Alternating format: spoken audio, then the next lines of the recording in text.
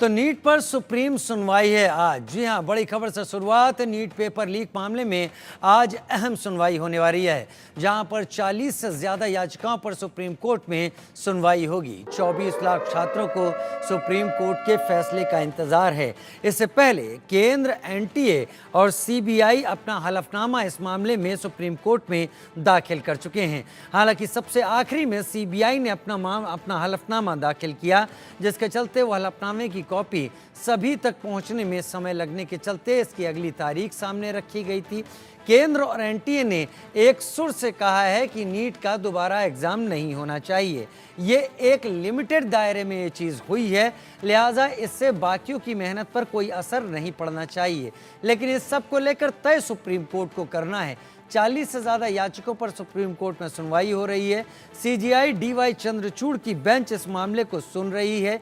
आज ये पता चलेगा कि सीबीआई ने अपने हलफनामे में किन बातों का जिक्र किया है, क्योंकि सीबीआई ने पिछले कुछ दिनों में कई लोगों को गिरफ्तार किया है। सीबीआई ने कई लोगों से पूछताछ की है। सीबीआई को कई सिरे इस पूरे मामले के मिले हैं। एनटीए के हलफनामे, केंद्र के हलफनामे अपनी जगह, सीबीआई की जांच जो सरकार जो कोर्ट के सामने वो रखेगी वो अपनी जगह है, और वो कहीं कुछ उस पर काफ़ी निर्भर करेगा कि सुप्रीम कोर्ट क्या रुख आज अपनाता है। तो सुप्रीम कोर्ट की बेंच आज सुनने वाली है नीट मामले को। 24 लाख छात्रों की नज़र एक बार फिर सुप्रीम कोर्ट की तरफ।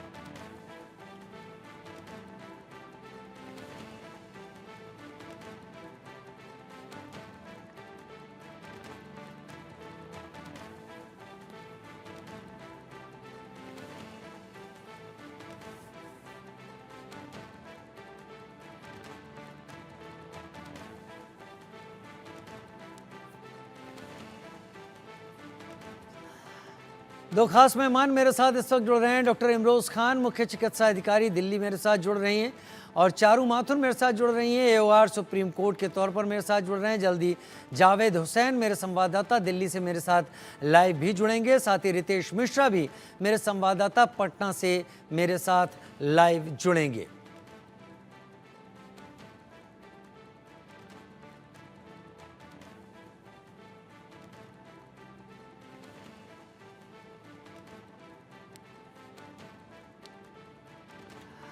तो डॉक्टर इमरोज खान मेरे साथ इस वक्त जुड़ी हुई हैं। डॉक्टर इमरोज खान, ये एक ऐसा मामला है सुप्रीम कोर्ट में जो सालों बाद कहा जा सके, या शायद पहली बार कहा जा सके, जहां पर एक मामले की सुनवाई पर 24 लाख बच्चे और उनके परिवार एक बड़ा नंबर हो जाता है। सबकी निगाहें लगी हुई हैं।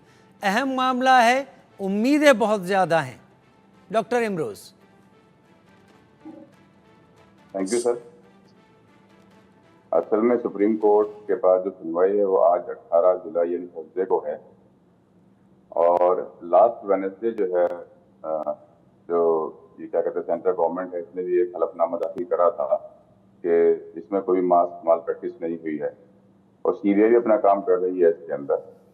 तो आज देखिए क्या फैसला होता है, लेकिन जो भी फैसला होगा मैं तो यही कहूँगा कि जो बच्चों ने मेहनत करी है, जो बच्चे उम्मीद लगाए बैठे हैं कि भाई आज सुप्रीम कोर्ट से उनके हाथ में फैसला आएगा, क्योंकि 620 का कोई बच्चा है और 630 का कोई बच्चा अगर है रैंक वाला, तो मुझे नहीं लगता है कि उसे कॉलेज इस वक्त मिल पाएगा, क्योंकि पहले जो हुआ करता था 620 से लेकर 720 के बीच में जो नंबर हुआ करते थे बच्चों के, वो 13,000 14,000 करीब बच्चे उसमें आया करते थे। लेकिन इस बार क्या हुआ है कि जैसे आपको पता है कि 620 और 720 के रैंक के बीच में 58,000 के करीब बच्चे आ गए हैं, यानी सारी सीट जो है इसके बीच में ही फुल हो गई हैं। तो जो बच्चे कई साल से मेहनत कर रहे हैं, क्योंकि एक साल में नीट में नहीं आया जाता, इसके एग्जाम के लिए आपको 1 साल 2 साल मेहनत करनी पड़ती है, कुछ बच्चे 3 साल ही मेहनत करते हैं, उसके बाद ही इसको क्वालिफाई ठीक से कर पाते हैं। तो जिन बच्चों का टारगेट पहले 620 630 था और 620 को लेके भी आ गए हैं मेहनत करके, तो मुझे लगता है कि कॉलेज मिल पाएगा अभी। और फिर जैसे काउंसलिंग के बारे में अभी बात चल रही थी कि काउंसलिंग भी शायद 25 जुलाई से ये लोग शुरू करेंगे। तो काउंसलिंग का 25 जुलाई शुरू करते हैं तो उसमें 2-3 राउंड चलेंगे काउंसलिंग के, तो यानी 1 महीने बाद फिर और जो आयुष है, जैसे आयुर्वेदिक, यूनानी, होम्योपैथिक के जो काउंसलिंग होगी वो भी 1 महीने डिले हो जाएगी। बाद में जो सेशन शुरू होगा भी डिले हो जाएगा, यानी सब डिले होता जाएगा। तो बच्चे पहले ही नुकसान में चल रहे हैं, पहले ही बच्चे टेंशन में चल रहे हैं, उनको कुछ नहीं पता क्या हो रहा है क्या नहीं हो रहा, क्या आगे होगा। सीबीआई अपना काम कर रही है, सीबीआई ने काफी सबूत इकट्ठे करे हैं, आप न्यूज में देखते हैं रोज कि सीबीआई रोज जो है कहीं ना कहीं छापे मार रही है, लोगों को पकड़ रही है, सब चीजें सामने आ रही हैं। तो सब चीज देखते हुए मुझे लगता है कि काउंसलिंग को हो सकता है थोड़ा डिले और करना चाहिए, जो सारे तथ्य सारे सबूत सामने आए कि जो धांधली हुई है, जो भी ये माल प्रैक्टिस हुई है, इसका खुलासा हो। ये चीज़ें सामने आनी बहुत ज़रूरी हैं, क्योंकि इन सामने ना आ रही चीज़ों को लेकर भी बड़े सवाल खड़े होते हैं और शायद इसीलिए लोग बहुत उम्मीदों के साथ हैं। और यहाँ पर आपको एक बात साफ कर दें कि ये इंतज़ार धीरे धीरे लंबा होता जा रहा है। हालांकि जब पेपर हुआ था तब से ही इस तरीके के तमाम सवाल आने शुरू हो गए थे कि आखिर क्यों करके इस सब को लेकर ये चीज़ें देखी नहीं जा रही। बच्चों ने तभी सवाल खड़े करने शुरू कर दिए थे। लेकिन उसके बाद जब रिज़ल्ट आने की बात हुई, रिजल्ट की जो तारीख तय की गई उस तारीख से पहले रिजल्ट आ गया। जब रिजल्ट उससे पहले आ गया और रिजल्ट जब सामने आया तब इसका और शोर सामने निकल कर आया। शुरुआत में तो एजुकेशन मिनिस्ट्री की तरफ से, एजुकेशन मिनिस्टर की तरफ से कहा गया ऐसी कोई बात नहीं है और ऐसा कुछ भी नहीं हुआ है। लेकिन बाद में धीरे धीरे बयान बदलने शुरू हुए। फिर पता चला कि अगर कोई इसमें जिम्मेदार है तो उसको सज़ा दी जाएगी। फिर ईओयू यूनिट जो बिहार की है उसने जांच शुरू की और धीरे धीरे लोग कब्जे में आने शुरू हुए। तब बयान बदलते चले गए एक एक करके और अब ये सुप्रीम कोर्ट की दहलीज पे है। जो बच्चे साल भर से मेहनत कर रहे हैं उनके लिए वाकई एक परेशानी का कारण हो जाती हैं ये चीज़ें कि क्या वो अपनी मेहनत को अंजाम चढ़ते देख सकते हैं या कुछ लोग शॉर्ट सर्किट अपना कर, शॉर्ट रूट अपना कर उनकी मेहनत को पानी में मिला सकते हैं। चारू माथुर भी मेरे साथ एओआर सुप्रीम कोर्ट के तौर पर इस वक्त जुड़ गई हैं। चारू जी, ये मामला सुप्रीम कोर्ट की दहलीज पर है और सुप्रीम कोर्ट इस मामले को सुन रहा है। एक बड़ी तादाद में लोग सुप्रीम कोर्ट का रुख कर रहे हैं। ऐसा नहीं है कि सुप्रीम कोर्ट ने इंडिकेशन पिछली सुनवाइयों में नहीं दिए हैं। सुप्रीम कोर्ट ने साफ कहा है कि अगर हमें समझ में आया कि यहाँ पर धांधली कुछ भी स्तर पर है तो हम बड़ा और कड़ा कदम यहाँ पर उठा सकते हैं। आज की सुनवाई से आपको क्या लगता है, ये जो नज़रें लगी हुई हैं ये उम्मीद की नज़रें हैं या फिर इंतज़ार करना होगा हमें? Thank you. आपको मैं पहली बात तो ये बताना चाहूंगी कि हमें थोड़ा इंतजार करना पड़ेगा। पहला तो ये कि आज कोर्ट थोड़ा लेट बैठेगी क्योंकि 2 जजेस की स्वेरिंग इन है। 11:15 तक कोर्ट बैठेगी। और जहां तक है, इनिशियली मेरा भी जो मानना था कि जहां अगर लिमिटेड जगह हुई तो सारे बच्चों को एग्जाम नहीं देना पड़े, पर जिस हिसाब का डेटा सामने आया है इसमें मास पेपर आउट हुआ है, मास प्रॉब्लम है इसके अंदर। और इवन जो डेटा फाइल करा है एनटीए ने, उनको एग्जाम वापस ही करवाना चाहिए। रीनीट होना जरूरी है बिकॉज हम इस तरीके से नहीं जा सकते कि जब आपके 8% स्टूडेंट्स आ रहे हैं 3 सिटीज में से ही, जहाँ पे आपका ऑलमोस्ट 800% इन्फ्लेशन है 600 से 720 के अंदर। जहां तक मुझे लगता है ये मैटर, हमने बाकी एग्जाम्स के लिए भी री एग्जामिनेशन हुए हैं और ये बच्चों का, सिर्फ बच्चों का भविष्य की बात नहीं है, एक्चुअली हमारा पूरा हेल्थ का जो इकोसिस्टम बनेगा। आप देखिए कि हम बच्चों को किस तरीके से ला रहे हैं। ये डॉक्टर बनने जा रहे हैं। ये सिर्फ ये 24 लाख बच्चों का सवाल नहीं है, ये आने वाले भविष्य में भारत की हेल्थ का सवाल। आज तक जहां तक सुप्रीम कोर्ट की सुनवाई का है, इसमें बहुत सारे ऐसे इश्यूज हैं जो कॉन्ट्राडिक्टरी हैं। इवन जो आईआईटी की भी जो रिपोर्ट आई है उसके अंदर भी मेरे हिसाब से कॉन्फ्लिक्ट है, क्योंकि जो गवर्निंग बॉडी ऑफ एनटीए में आईआईटी मद्रास के डायरेक्टर हैं, उन्हीं की रिपोर्ट आ रही। तो मेरे को लगता है इसमें ऐसा कुछ नहीं है। अगर इतनी मास स्केल पे जब चीजें आ रही है तो एग्जाम वापस करा देना चाहिए। आपने कहा कि देश के भविष्य के साथ, हेल्थ के साथ खिलवाड़ है, देश की हेल्थ के साथ खिलवाड़ है ये, क्योंकि अगर ऐसे डॉक्टर्स जो कि लायक नहीं हैं और वो शॉर्ट रूट्स अपनाकर, इस तरीकों को अपनाकर डॉक्टरी की पढ़ाई में आगे चले जाते हैं तो कितने बेहतर हमारे सेहत का ख्याल रख पाएंगे, ये एक बड़ा यहाँ पर सवाल है। मैं सुप्रीम कोर्ट का नीट पर अब तक का स्टैंड समझा देता हूँ जो आप लोग देख रहे हैं। पेपर लीक हुआ है, ये बात तय है, ऐसा सुप्रीम कोर्ट ने कहा है। स्कैम का दायरा कितना बड़ा है ये सुप्रीम कोर्ट जानना चाहता है और इसके साथ सुप्रीम कोर्ट ने यह भी कहा है कि दायरा बड़ा है तो री नीट एग्जाम होना चाहिए। यानी चारू माथुर जी, एक बात तो साफ है, आज के इलेक्ट्रॉनिक युग में जब हम एक कोई तस्वीर लेते हैं मोबाइल फोन के जरिए और उसको केवल सेंड बटन दबाएं तो 5 सेकंड वो सबसे बड़ा समय होता है जब वो अमेरिका में किसी के मोबाइल में पहुंच जाती है। तो यहाँ पर ये तस्वीरें जो पेपर लीक की थी, ये कहाँ कहाँ गई होंगी? क्या कुछ ऐसे भी बच्चे होंगे जिनके पास ये तस्वीरें गई, उन्होंने इसको देखा और किसी को उसके बारे में पता भी नहीं कि उनके पास ये सब कुछ पहुंचा? तो उस लिहाज से तो बहुतों का हक मारा गया है। चारू जी, आपकी बात से मैं बिल्कुल तरीके से सहमत हूँ। मेरा मानना है कि एटलीस्ट 50 to 60%, 70% बच्चे इनोसेंट हैं। पर अगर आपका कहीं पेपर लीक गया है, अगर आपकी सैंक्टिटी ऑफ एग्जाम्स नहीं रहती है, तो वो चीज गलत है। और हम इलेक्ट्रॉनिक युग के अंदर है, उसके अंदर आपको पता है कि कोई भी चीज वायरल होने में, कोई भी चीज किसी के पास पहुंचने में इट हार्डली टेक्स 10 सेकेंड्स। सो कहीं ना कहीं गलती हमारी तरफ से है कि हमारा सिस्टम उसको सिक्योर नहीं कर पा रहा है। और वही चीज आप टेक्नोलॉजी की मदद से लीजिए, आपको सारी चीजें आप सिक्योर कर सकते हैं। इवन जो आप रिपोर्ट देखेंगे कि आपने 2 बैंक के पास उसको एज ए कस्टोडियन पेपर्स रखवाए हैं, कहीं ना कहीं से लीक हुए हैं और वो उनकी रिपोर्ट में भी आ रहा है। जहां तक जांच का दायरा है, इलेक्ट्रॉनिक युग में ये कहना कि साहब वो सिर्फ एक लोकेशन A, B या C में हुआ है, वो चीज मायने नहीं रखती, क्योंकि अब डिसेमिनेशन ऑफ इंफॉर्मेशन है, it is on an accelerated highway, right? We are on an information super highway today. तो ये इंफॉर्मेशन कहीं से भी कहीं तक जा सकती है।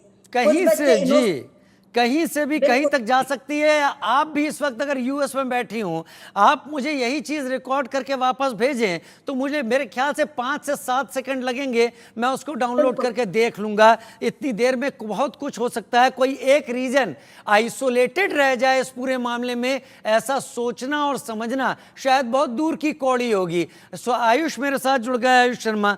आयुष, क्या तैयारी है आज की सुनवाई में सुप्रीम कोर्ट के उस स्टैंड का जिक्र जहां पर सुप्रीम कोर्ट ने कई सवाल पूछे हैं और यह तो माना है सुप्रीम कोर्ट ने कि इससे कोई इनकार नहीं कर सकता कि पेपर लीक हुआ है।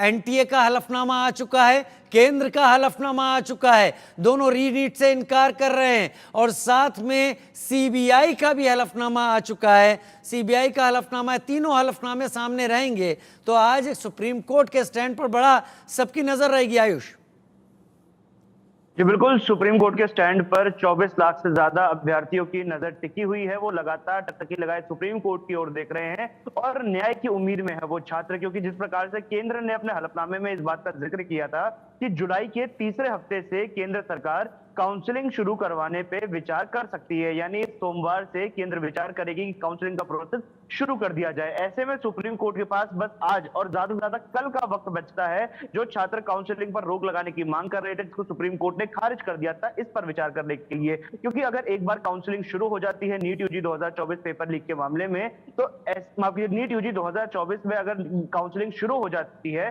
तो जिन बच्चों ने लाखों रुपए की फीस दी, जिन बच्चों ने लाखों रुपए का डोनेशन दिया, तो ऐसे बच्चे अगर रीनीट की मांग कर भी रहे थे तो हो सकता है वो अपनी इस मांग को, और कई ऐसे याचिका करता है जो अपनी इस याचिका को वापस ले ले। क्योंकि एक बार काउंसलिंग शुरू हो जाए, एक बार एडमिशन शुरू हो जाए, तो ज्यादा से ज्यादा अभ्यर्थी जो है वो इस होड़ में रहेंगे कि किसी तरीके से बस उनका एडमिशन हो जाए, क्योंकि रीनीट की उम्मीद पर वो लोग छोड़ देंगे। अब यहाँ पर बात करते हैं कि हलफनामे में क्या कुछ कहा गया। देखिए, केंद्र सरकार ने अपने हलफनामे में ये बात कही है, आईआईटी मद्रास की रिपोर्ट का हवाला देते हुए, कि कहीं पर भी मास लीकेज नहीं हुआ है। कुछ ऐसे सेंटर हो सकते हैं जहां पर लीकेज हुआ हो, उसके बारे में कार्रवाई की जाएगी। और जिन बच्चों के अधिक नंबर आए हैं एक सेंटर से, वो इस वजह से है क्योंकि वहां पे कोचिंग इंस्टीट्यूट और कोचिंग सेंटर ज्यादा है। तो वहीं दूसरी ओर एनटीए ने यह बात बोली है कि पेपर लीक की कोई बड़ी घटना नहीं हुई है। और टेलीग्राम पर जो वीडियो वायरल हो रहा था, जो पेपर लीक होता हुआ दिखाया जा रहा था, जिस वीडियो में वो स्क्रीनशॉट्स दिखाए जा रहे थे, उसमें जो वीडियो है वो फोर्ज्ड है, वो एडिटेड है, उसको जानबूझकर ऐसे बनाया गया है जिससे ये लगे कि इस बार 2024 का पेपर जो है वो लीक हो चुका था। इस चीज को इस तरीके से दर्शाने की कोशिश की। और हलफनामे में एनटीए ने एक वीडियो का लिंक भी डाला। वो यूट्यूब वीडियो थी जिसमें ये चीज दिखाई जा रही थी कि किस प्रकार से किसी भी ऑनलाइन डॉक्यूमेंट को कितनी आसानी से एडिट करके उसे फेक बनाया जा सकता है। तो ये दोनों एनटीए और सरकार यहाँ पर अपनी साख बचाने की कोशिश कर रही थी, क्योंकि सुप्रीम कोर्ट ने ये बात बोली थी कि अगर 0.01% डिस्क्रिपेंसी भी सुप्रीम कोर्ट को नीट यूजी 2024 के एग्जाम में नजर आती है तो वो इस पेपर को लेकर कड़ा कदम उठाएंगे। और वो कड़ा कदम क्या होगा? क्या सुप्रीम कोर्ट रीनीट कराएगा? क्या सुप्रीम कोर्ट काउंसलिंग पर रोक लगाएगा? उसके लिए आज के फैसले का इंतजार करना होगा। अहम बात हो जाती है कि सीबीआई ने क्या किया। देखिए, सीबीआई लगातार धरपकड़ में लगी हुई है। कई लोगों को उन्होंने गिरफ्तार किया, 2021 बैच के डॉक्टर्स गिरफ्तार किए गए, कई ऐसे लोग जिन्होंने ट्रंक से पेपर चढ़ाया था उन लोगों को गिरफ्तार किया गया। लेकिन ये जो गिरफ्तारियां हो रही है, फिर चाहे वो राजस्थान में हो, गुजरात में हो, बिहार में हो, झारखंड में हो, ये गिरफ्तारियां ये संकेत देती हैं कि पेपर लीक का पैमाना कितना बड़ा था। जहां एक और एनटीए कह रहा है कि बड़े लेवल पर पेपर लीक नहीं हुआ, मास लीकेज नहीं थी, सरकार भी यही बात दोहरा रही है, तो वहीं दूसरी ओर जब सीबीआई इतनी बड़े लेवल पर धरपकड़ कर रही है, लगातार लोगों की गिरफ्तारियां कर रही है, तो ये दोहरावास कहीं ना कहीं इन तीनों याचिकाओं में होता हुआ नजर आ रहा है। जी, वाकई पेपर लीक का पैमाना कहीं बड़ा था और इस बड़े को लेकर ही सबसे ज्यादा संशय यहां पर आयुष खड़ा होता है कि इसके पीछे सुप्रीम कोर्ट शायद कड़ा रुख अपना सकता है, क्योंकि हर कहीं जगह से गिरफ्तारी हो रही है। अगर गिरफ्तारी हो रही है तो बड़ी सीधी सी बात है कि सारा मामला कहीं गड़बड़ हो रखा है, और ये गिरफ्तारी अगर सही है तो बड़े पैमाने पर लीक है, नहीं तो ये गिरफ्तारियां गलत हैं। ये गिरफ्तारी किस आधार पे की गई, तो बहुत कुछ फंसता दिखाई पड़ रहा है एनटीए यहां पर। लेकिन मैं डॉक्टर इमरोज आपका रुख करूंगा। एक रिपोर्ट का बड़ा ज़्यादा हवाला दिया जा रहा है, वो रिपोर्ट है आईआईटी मद्रास की। अब चारू जी ने यह बात साफ कर दी कि आईआईटी मद्रास की तरफ से जिन्होंने इस रिपोर्ट को सुपरसीड करते, जिन्होंने इस रिपोर्ट को बनाया है, जिनकी अध्यक्षता में सारी चीज़ें आई हैं, वो एनटीए के भी पैनल पर हैं। तो इसमें जो ईमानदारी है, इसमें जो न्यूट्रलिटी है, वो कितनी तय की जाएगी डॉक्टर इमरोज? सर, ये जो आईआईटी मद्रास से इन्होंने कराया है हलफनामा, वो इंक्वायरी जो कराई है, उन्होंने तो क्लीन चिट दे दी है। लेकिन अगर इसको शुरू से लेकर चलेंगे, आप एग्जाम से पहले ही पेपर लीक का मामला सामने आ गया, लेकिन उस पर ज्यादा ध्यान नहीं दिया गया, लोग पकड़े भी गए, पेपर्स भी जले हुए मिले। उसके बाद फिर जब ये बातें खुली हैं तो गुजरात, झारखंड, बिहार, सब जगह लोग पकड़े गए। बल्कि पेपर लीक के अलावा लोग एग्जाम देते हुए भी पकड़े गए जो किशोर के जगह एग्जाम दे रहे थे। और बाद में ये भी बात सामने आई कि भाई आपने एग्जाम में जो आता है वो लिख दीजिए बस, और पेपर को आप छोड़ दीजिए। तो उसके बीच का जो गैप होता है पेपर बाइंड करने का, बच्चों के जाने का भी आधा घंटा मिलता है, उस आधे घंटे में सुना कि उन लोगों को पेपर उनके कर दिए गए। तो ये सब बातें सामने आ रही हैं, इससे तो साफ जाहिर है सर पेपर में बहुत बड़ा माल प्रैक्टिस हुई है। लेकिन इस चीज को अगर कोई नहीं मान रहा तो सीबीआई तो अपना काम कर रही है, सीबीआई सब चीज दिखा रही है कर करके, रोज बातें सामने आ रही है। तो उसकी क्लीन चिट आप कैसे दे सकते हैं बताइए ना? आप सब चीज देख रहे हैं, पूरी पब्लिक देख रही है, 24 लाख बच्चे सब जो बैठे हैं लगा हुए, भाई सबने मेहनत करी है, सबने फीस भरी है, सबने ठीक से एग्जाम दिए हैं। तो जो बच्चे कैलिबर रखते हैं, जो बच्चे एग्जाम दे रहे हैं, जिनको पता है मेरा 650 आ जाएगा और एडमिशन मिल जाएगा, ठीक है, एक सेकंड रुको। उसके बाद भी उनको एडमिशन नहीं मिल पा रहा है, तो उन्हें कहीं ना कहीं इंसाफ चाहिए सर। सुप्रीम कोर्ट के पास आज फैसला है, देखिए क्या फैसला आता है, क्या वो लोग इस चीज में देखते हैं।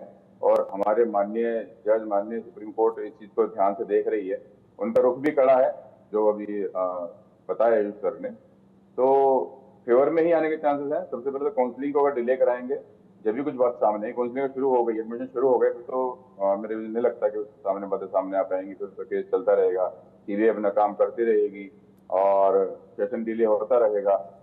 मतलब कोई पक्की चीज सामने आनी चाहिए आज, इसके मुझे उम्मीद है आज। चलिए, आज बहुत उम्मीद है और आप लोग बने रहें, और इस उम्मीद का ही रुख उन 24 लाख बच्चों और उनके परिवार वालों के दिल में भी है, उन्होंने भी किया हुआ है, जो लगातार इस पूरे मसले पर हो रही हिलावाली से परेशान हैं कि आखिर होगा क्या। बड़ी खबर